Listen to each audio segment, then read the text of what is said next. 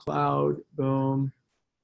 And all right, so we are recording now. All right, so let's start with debriefing Jeff's opening comments, and then I wanted to kind of do a couple of these exercises and share some takeaways from my experience this week out in San Fran, and then we'll get to role play. So biggest takeaways from Jeff's opening comments under the umbrella of whether it be the awareness with D2 or thoughts on the 1 minute goal setting that he brought to the surface, the SLC push takeaways, any reminders that showed up for you that you're like, dang, that's an oldie but a goodie.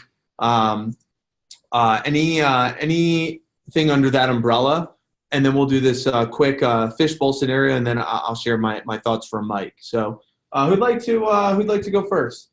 So we'll go Josh, we'll go Sierra, and then Josh. Just reviewing the old notes, because we learned a lot in the past conferences and everything. We took a lot of notes, so going back to those and implementing them. Just kind of reinforcing what you've already learned. Yeah, love that. Definitely the simplified steps of how to attack D2 and how to go through it. So just giving you some tangible action steps. Yeah. Good. D2 is real. I mean, it's real. I had a conversation with one of our TLA members about someone climbing K2 or Everest, Mount Everest, right? And does anybody know what the person is called that guides you to climb Mount Everest? I feel like Zach would know Zach or Grant, I feel like would know the answer to this. What is the person's title called that guides you through Mount Everest? What is that guide called? I'll unmute you guys. My money would be on Zach or Grant. You guys don't know? Jules, Will, Mason? Go ahead and write this down. It's called a Sherpa. A Sherpa. Okay. So a Sherpa is the person who guides someone through the mountains of Pakistan or whatnot. So D2 is really like that tough time, that Mount Everest, if you will, that you're going through. And I'm like your Sherpa that is familiar with the terrain. Did you guys know that once they reach that point as they're climbing Mount Everest, they reach the point where they're losing so much oxygen in their brain that they start being delusional, and that's where they try to attempt suicide. A Sherpa is there so that way they have someone to guide them through the mental game along with the physical game of the terrain because they're familiar with the mountains. So I'm your Sherpa through D2. Sherpa. Word of the day. All right. Thank you for that, Josh. That was good awareness. Anyone else want to share? Yeah, Steve, go for it. Visioning where you are at D4. Bringing the D3. What is the end of, after the tunnel, after the dark phase of D2? What is the light of D3 and D4 look like? Excellent. Amanda, Grant, Will, Mason, Jules, Zach? Yeah, I liked how we broke down what Minute Manager and that nice little systemized format. Yeah. Just being able to really elevate. We were doing kind of that with the big three, but being able to elevate. Yeah, it's really cool. It's laid out this book was $4 on Amazon, so it's really simple. And then you have the audio as well, but it's laid out really easily in the book too. So, and we'll debrief that more so. We could debrief it now. The 1 minute goal setting. Actually, we'll debrief it at the end. I'll let you guys because I know you're at local prep, so you want to get to role play and you're going to debrief them. So, Virtual Land, what about you guys? Anything you want to bring to the surface of debrief points from anything that Jeff said, whether it be the D4, the D2, or the big three money observations, or I think obviously it's important kind of every year to refresh during the pushes dawn summer and just kind of realize once you're kind of out of the loop that it's all about just doing the demos and realizing you don't always know what you're doing, but just getting back into the swing of things. Yeah. Great. Thank you for sharing. I appreciate that, Will. Yeah, I think a lot with that and what Jeff is saying about how you just need to fire and then get adjusted and reset with everything. I'm just taking that first step. And then the D2 thing, I've got midterms coming up, so D2 is hitting me pretty hard. So just looking to get out of that is definitely on my mind. It's real. And D2 doesn't go away. You just level up. Kind of like what I mentioned is because you're in a cycle. It's always a developmental cycle. And the more familiarized you get with how you respond, like if you really kept a journal through your physiology, your psychology, like everything through D2, not just cut-go terms, but just in general, the more you can document, then you can see what progress you're making next time you go through T2. So cool. So excellent. I appreciate you guys. Anyone else want to share before I transition? All right. Well, I wanted to share with you all my journey that I just kind of went on, and it's really interesting because from the outside looking in, I'm sure you all can see, you take me for who I am and who I'm becoming, and I appreciate that. I appreciate that about all of you, and I think we have a great relationship, and we have a great organization. We have a lot of really cool things. And one of the things that I went to explore is my internal game. And in this internal game, and I just want to kind of bring this to the surface, that in San Francisco, I really went through and dug deep into some trauma that I haven't really felt into in quite some time. And, we all wear a mask. And the mask that I realized that here in Cutco, especially, is that I have all the answers. All the answers. You go to Mikey has the answers. Like, that's the mask. Where realistically underneath that mask is just a lot of insecurity and a lot of vulnerability. And I wanted to bring that to the surface today because they walked us through this really powerful mission and vision. And I know the energy, of course, I'm not really in the space on virtual land. So I invite you to kind of feel to feel the energy of what I'm trying to convey in this moment.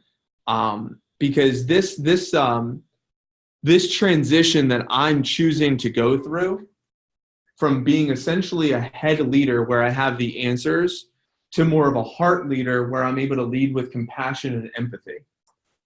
And I essentially want to give myself permission, and it sounds as odd as it's going to sound, but I want to give myself permission to shed a tear or two if needed. I cried one time in front of you guys in a year, and that was at a TLA Prep.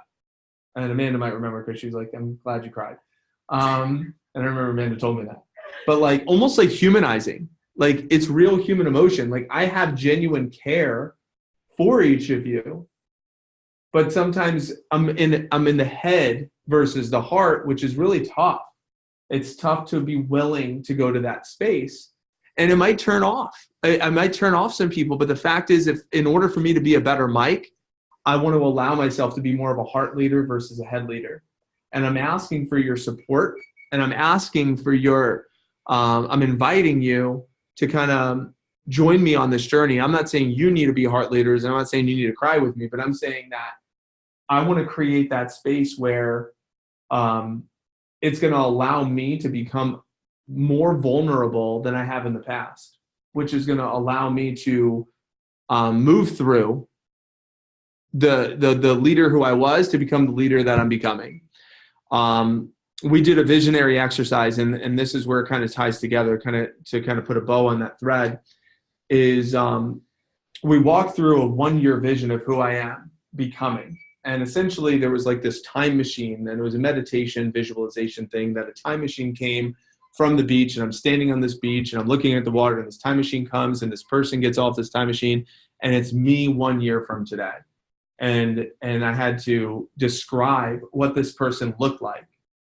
And how that person looked when I looked into this person's eyes was just so soft, was just so welcoming, was fit physically and emotionally.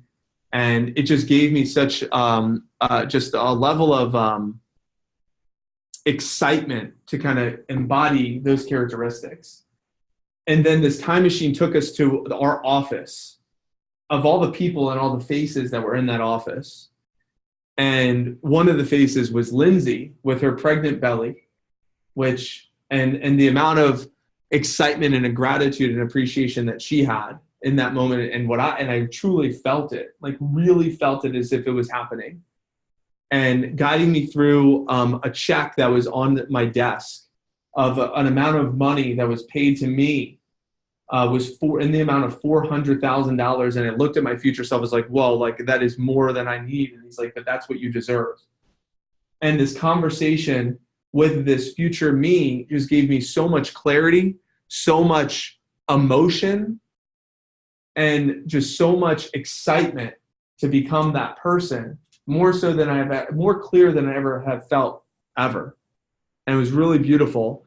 And I was one of 17 individuals. And as I was sharing this publicly in this group, I had a giant emotional release where my heart was coming out of my eyes, we'll say it that way, of how real this felt, about how much I desired and how exciting it is to become this future me. So 3 words that I want to share with you today that help me embody this experience. And if you want to write those 3 words down, you can. And those 3 words were, number 1, acceptance. I want to choose to accept all of who I am, all of who I was, and all of who I'm becoming. So acceptance. The second word was surrender.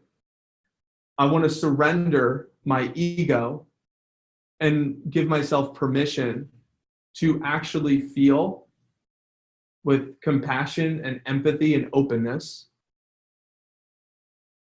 and richness, and truly feel, and that's the third word, which is richness, and truly feel the richness of every environment, conversation, interaction that I encompass, and feel the richness of that conversation and of my environment.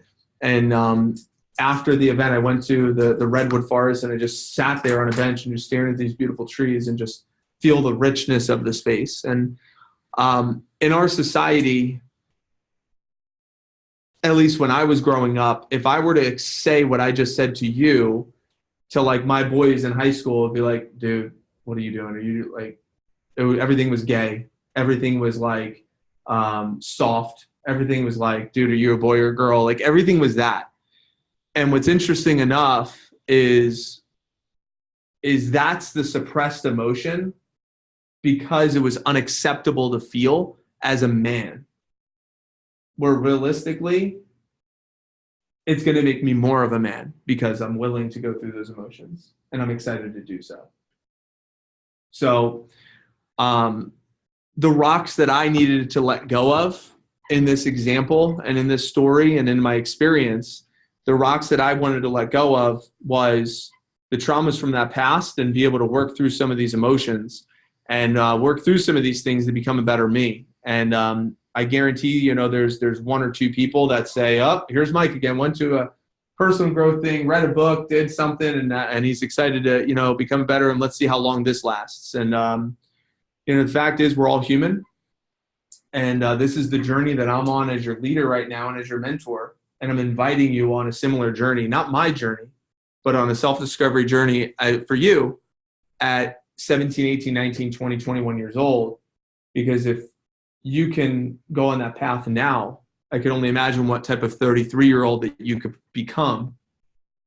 And with your relationship with yourself, relationship with other people. So the question I'd like for you to answer, just for you, not for us, not for discussion, is what needs to be let go of for you? If if you're carrying around some rocks that are weighing you down, I know the rocks that were weighing me down that I had, and in the example I've used in a couple conversations today, in a backpack that no one else can see or feel except me because I'm the one carrying that backpack.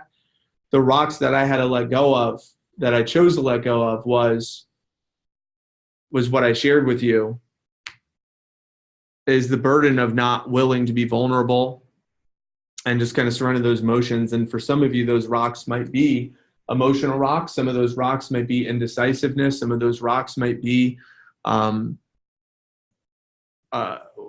acceptance of what other people think, or maybe some of those rocks might be, I don't know, maybe it's self-discipline, maybe, you know, whatever it is that's not exposed when other people aren't around. We try to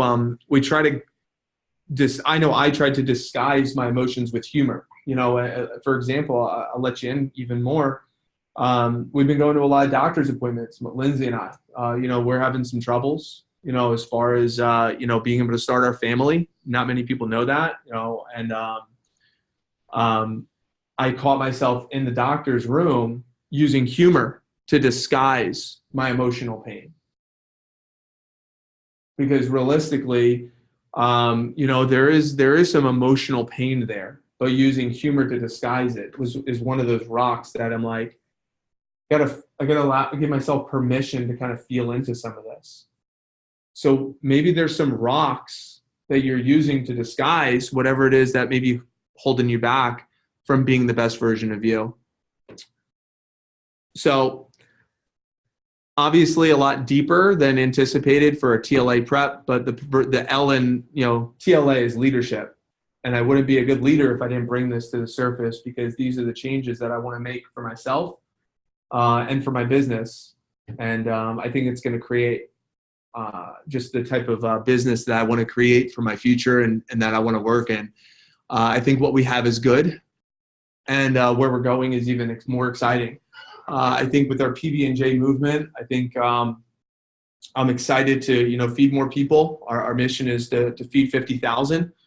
I think our movement of providing 200 jobs to people is very exciting for 2019, and the results it yields is, you know, $1 million in sales. It yields 30 management candidates and TLA members for our 2020 class. And right now our class is looking pretty exciting. You know, these are some of the individuals in that crew right now, and we have a lot of exciting things that we can build on. We built a great foundation with a lot of great people for our summer season of 2019, and if we continue this foundation and raise people in a healthy way, I'm very excited to see what 2020 and beyond even looks like. And this is a pretty stacked, exciting team to work with. Of course, week by week by week, some of those names might change, but as of right now, that's what it looks like at this moment in time. I don't know who's going to be in what role. I'm not sure, you know, what place people are going to be placed. I commend Amanda for getting her letter of intent in to be a senior branch, one of two senior branches that we would love to have. You know, and I commend Stephen for putting a district manager letter of intent for the district manager role that we want to fill. You know, with our vision of having 2 senior branches and 3, you know, first-time branches, you know, for our district team. And as far as district operating manager and assistant managers and what roles in our surge consultants and apprentices, along with our Cutco sales professionals, it's exciting. It's a great time to be a game changer. And I'm honored to go on this journey with each of you. So to transition into our drill for skill and our fishbowl scenario, let's transition out of this into our fishbowl. So 2 homemakers out of training. What are the key what are the key components of this conversation, and what are the what are the outcomes, what we want to get accomplished during this conversation? Whether Hey, Mike. leading questions or whatnot. Yes. I don't know exactly what you'd say, but I think you would want to develop the standard, like, oh, you're just doing the job, you know, like the DDJ standard would be like a proper way to input that, I guess. So creating the expectation that is what's expected. That's the job. Yeah. Good. So that's one thing. So let's make a list of this. So under this umbrella of this, so that it's doing the job that it's expected. Cool. Without making the person feel like, you know, oh, I can't sell anything else. You know, if I sell anything else, then I'm doing a bad job. So there's a little bit of a balance there. Yep. And I think that's where you kind of like, that's the doing the job atmosphere, but then you promote that you haven't had AT1 yet. You promote that there's still more to learn to elevate to the signatures and the ultimates and whatnot. So there's more to learn. I like that. You could bring that to the space, that there's more. What else would you bring into this conversation, Josh? basically compliment them and explain to them how it makes you feel. And then this is like straight from woman manager, basically. Let them like feel the emotion, and then also like relate it back to what it means for them in the future, and then also for what it means for the business and how they're helping move the business. Okay, so acknowledging how it feels for them currently, along with how it helps the business. What else, I said, Stephen? praise, act as behaviors expected and behind that. So praise the behavior. What behavior?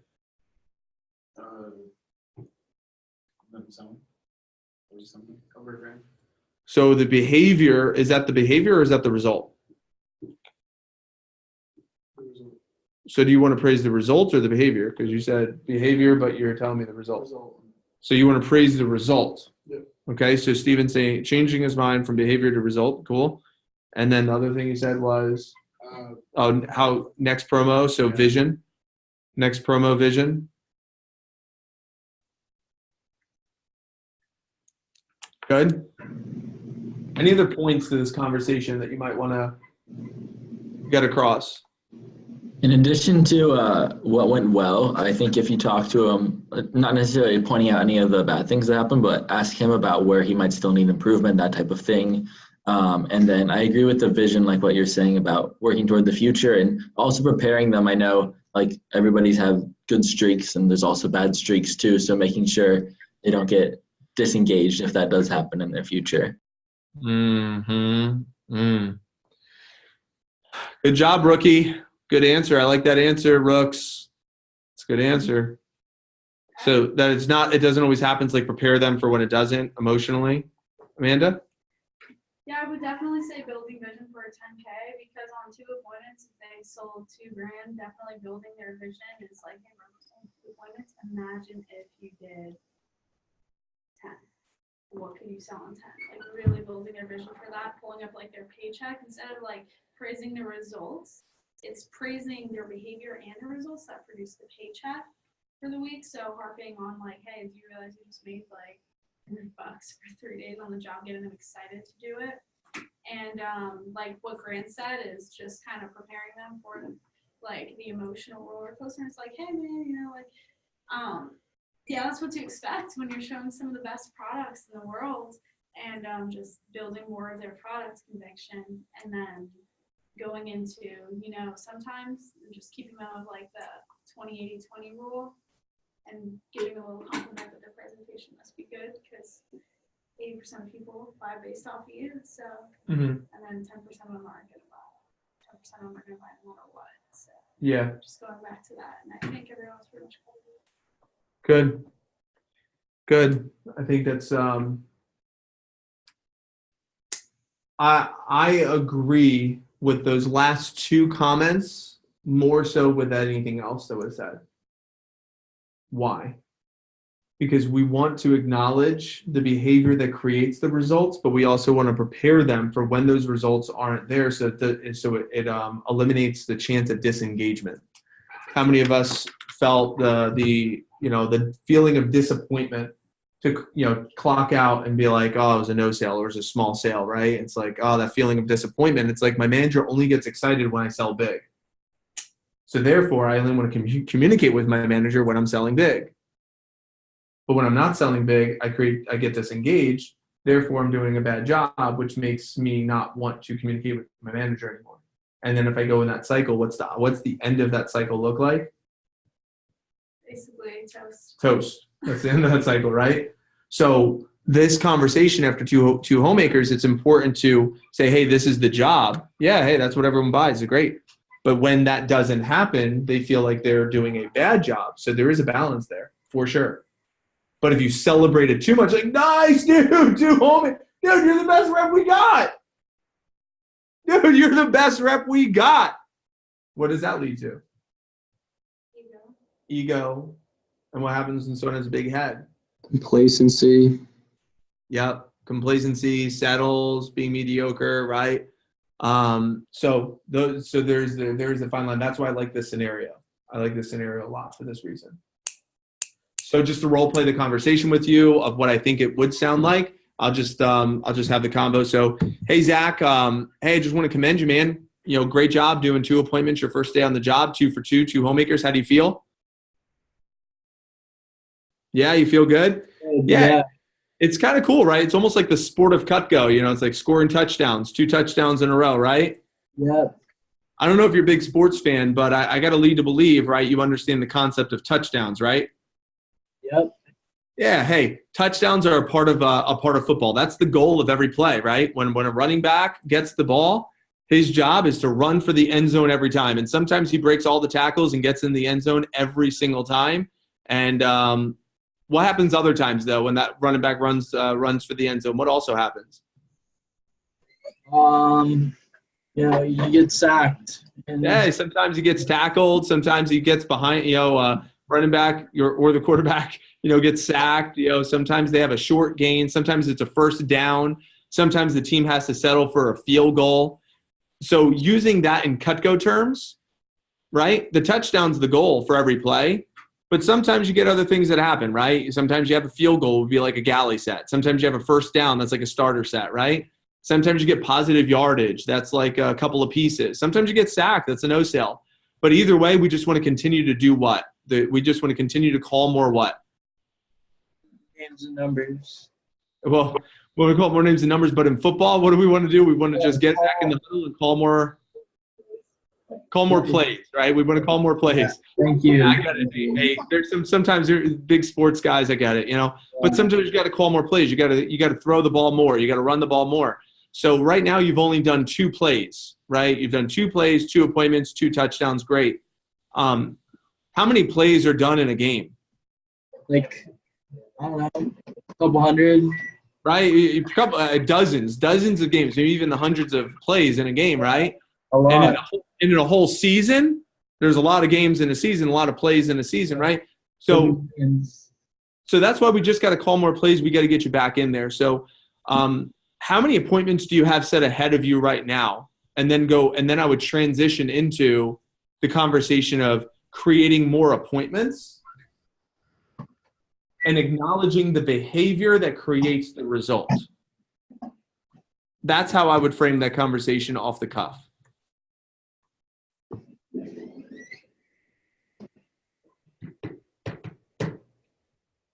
So any takeaways, debriefs before we transition into our drill for skill on that fishbowl scenario? Anything that you liked? Anything you're like, dang, that was a good eye opener, or that was helpful, or whatnot? I liked the scenario you gave about how to look at Cutco as a game and how the touchdown and how applicable that is for exactly just giving like a little bit of story time to the whole time. And or for this rep in this case. Yeah. So they can understand it. Yeah. So creating a story to kind of like get the point across, because telling is not selling, right? And the football story is just an oldie but a goodie. We could use that. I've used that one many times. Mike, I got one. Yep. Kind of piggybacking on our convo from earlier today. I mean, my biggest takeaway still is kind of like understanding your rocks and then rearranging maybe like how they fit in the jar so that everything kind of works together. I think that was really important for me, and just kind of like don't use them as a disguise either. I really like that, that your rocks can kind of like disguise what you really want to have happen. So I really like some of that you talked about. Appreciate that. Running backs can't get sacked. Thank you. I'm sorry. Oh, you guys are funny, man. You guys are funny. Anything else? Anybody else want to share, whether it be from the drill for skill, from my opening comments, or from anything before we transition into our drill for skill? I liked your opening comments a lot. Being able to, in other words, basically see what you need to let go of and the backpack that you carry around that no one else really sees. I can't think about that right now. I'm gonna have to actually sit down and think about it for sure. Yeah, I just spent the last week. Going to. I spent the last week thinking about it with no cell phone and very minimal cell phone, and outside of just talking to Lindsay 3 or 4 times. But yeah, it was great self-exploration. Good journal. Yeah. And by the way, it only cost me $4,000 to get that exploration. So hopefully you guys do something with it because it was a fairly expensive adventure for me to come to some realizations. So put it this way, if I came back the same, if it was just like, oh, Mike's the same, that would probably not be a pretty good investment, right? I went there for change. I went there for transitions, and I went there for breakthroughs. That's why I went. That's why I invested the money. And hopefully you guys do the same. If you're investing to go to an Olean trip, or if you're investing in anything for that matter, hopefully you're coming out a better you. So when you come into a TLA prep like tonight, when you go into a team meeting, you go into a phone jam, hopefully each interaction you go into, you're coming out a better you. That's the goal at least. So appreciate you guys' time, your energy, your efforts. Thank you. And I will I'll see you guys all soon. Most of you I'll see you next week at our divisional prep. They'll be here in Clearwater, but I'll see you next week on our local prep. So enjoy your drill for skill. You guys can hop off. Grant, you could stay on. Zach and Jules, if you want to stay on and do drill for skill with us. If Mason and Will, if you want to stay on and do drill for skill with us, but it's, it's up to you guys. But we're gonna do some role play. We're not drilling today. We're doing role play. So we're gonna role play. Last week you guys did what? Pre and intro, right? Pre-screen and intro. So then we'll do intro through product. Cool. We just did the pre last one, so we're doing like part of the group now. Yeah. So the intro through the product. So we'll have about 30 minutes. So intro through product. Yeah, well, since me and Mason, they may have already started, but we can go hop in there, and then we'll just be partners in there if that works.